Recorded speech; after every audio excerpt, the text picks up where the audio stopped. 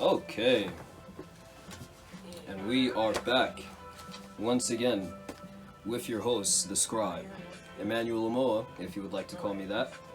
Of course, again, we are doing the Enchiridion by Epictetus, and we're going to be going over passage number 6 this time. I got 3 takeaways for you guys, but before we get into that, let me tell you, I'm going to put about like 2 to 3 different books that I have versed myself in, and I'm going to be offering the first commenter on that comment. I'm going to be offering them the pleasure of me doing the same readings and the same takeaways that I'm doing, but with whichever book that first commenter chooses.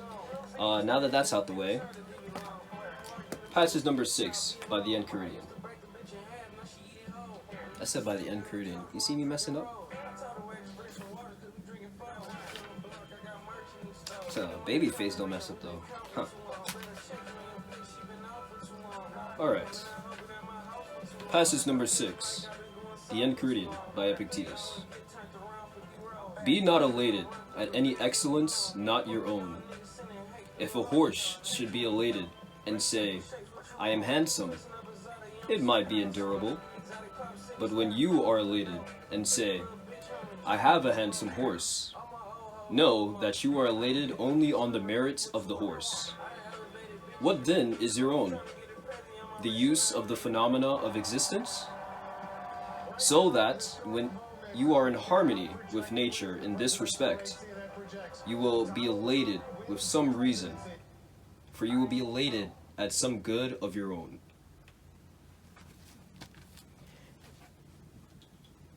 Let's start with number 1. Everyone, at one point or another, will seek to find a point of happiness. Epictetus, in this teaching, is offering a sound or beneficial way of identifying points of happiness which are in harmony with one's nature. Now, to further explain, living in harmony with your nature means or is similar to living a virtuous and just or righteous life. And when I speak about a point of happiness, what I'm trying to speak about is basically points of happiness are things within our life which we can look at, and through its examination and through our identification with it, we are able to feel a sense of joy and or happiness. That is a point of happiness. That's what I'm trying to say in this with that term. Now, in this teaching, to find a beneficial point of happiness, one must find points which derive specifically from your own merit, meaning your points of happiness.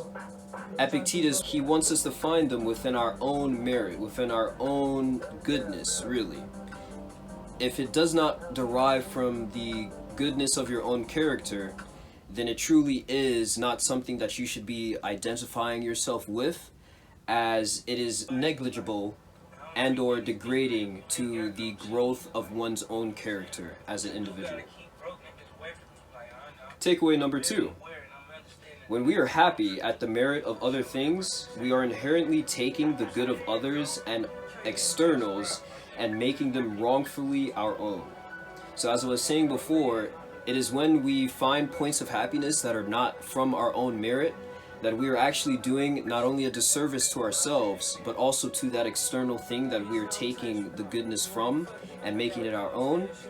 And the reason being is because all you're using really, as Epictetus touched on within the passage, all you're really using is the phenomena of existence. In other words, this thing exists, and in my head it's good, so I'm going to identify it as a good thing of mine.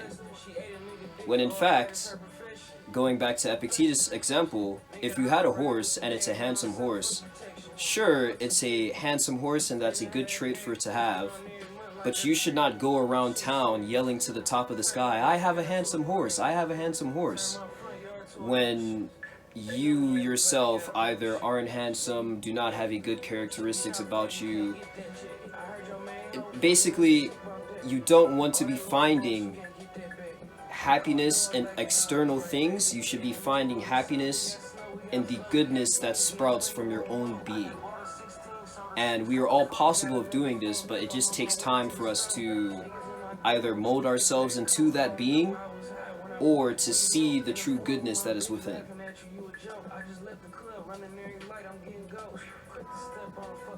Sorry, I love this song. Epictetus elucidates the illusion of this flaw as using the phenomena of existence, which one has little to no control over. And if you remember our previous lessons, this is important because Epictetus only wants us to focus on those things which we are actually able to truly control. And if we are spending time focusing on the goodness of external things, one, you do not control that, and two, you cannot influence it as freely as you would like to think. And so it limits the power that you actually have whenever you are trying to maneuver through life. If you're constantly trying to see the good in others and not the good within yourself, or create the goodness within yourself. I hope I explained that well.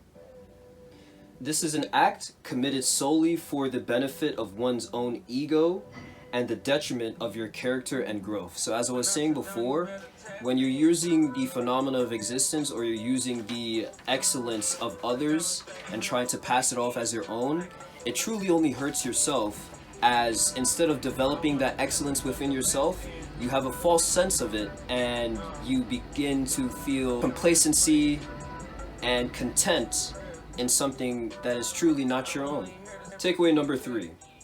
Epictetus describes the virtuous path regarding this topic, which is simply to find elation or one's points of happiness in that which you can control.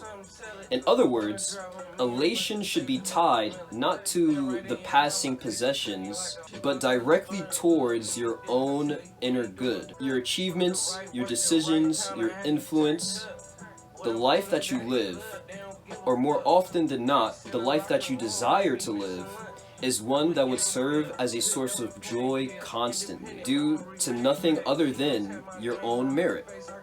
What I'm trying to elucidate here, and what Epictetus is also trying to tell us, is that when we understand this lesson, when we understand that the identifying with external things to feel a sense of joy is something that you cannot control, it's a unbalanced and shaky position to pitch yourself in.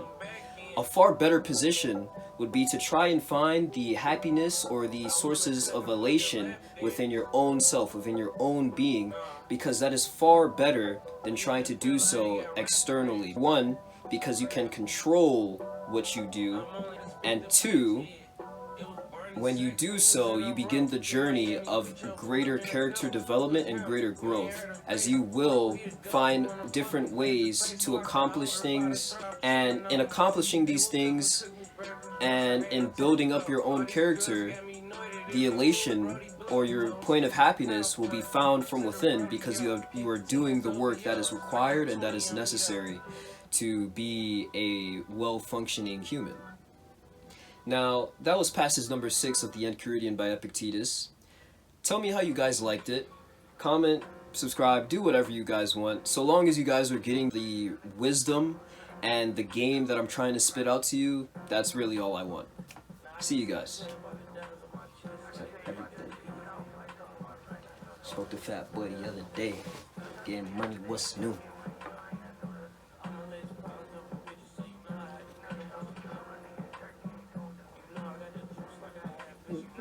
Threw it off the loop. Hey, you your mama's boy. Come on. You good? Whoa. Don't leave my wrist like it's meant for. Big boy.